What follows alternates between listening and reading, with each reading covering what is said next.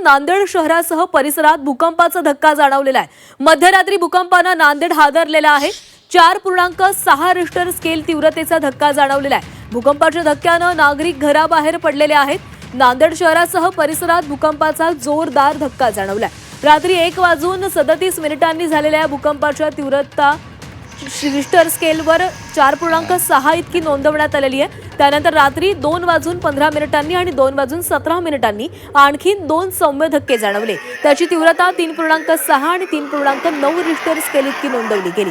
भूकंपाचा केंद्रबिंदू हिंगोली जिल्ह्यातील शिर्ली परिसरामध्ये असल्याची प्राथमिक माहिती प्रशासनाकडून देण्यात आली आहे। भूकंपाचा धक्का इतका तीव्र होता की अनेक नागरिक झोपेतून जागे झाले।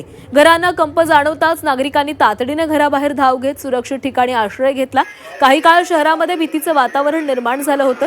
नांदेड शहरातील तरोडा नाका, मालेगाव रोड, कावरानगर, निळा रोड यांच्यासह शहराच्या विविध भागात भूकंपाचे धक्के स्पष्टपणे जाणवले।